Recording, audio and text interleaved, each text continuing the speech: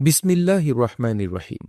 আমরা মুসলমানরা যে কোনো কাজ শুরু করার আগে অথবা বিশেষ করে খাওয়া দাওয়া শুরু করার আগে এই বাক্যটি বলে থাকি।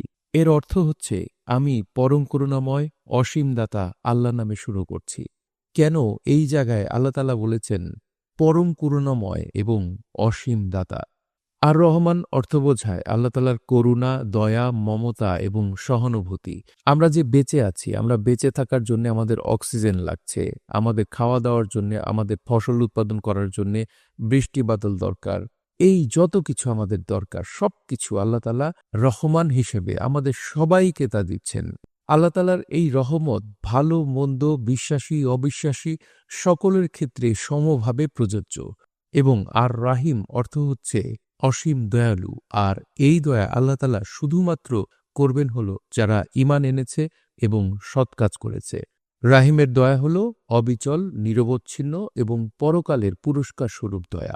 মুসলিমরা যে কোনো কাজ এই কারণে বিসমিল্লাহির রহমানির রাহিমের মাধ্যমে শুরু করেন, তার মানে পরম করুণাময় অসীম দয়ালু আল্লাহ তাআলার নামে শুরু করছি, যাতে আল্লাহ তাআলার করুণা এবং দয়া আমাদের উপর বর্ষিত হতে থাকে।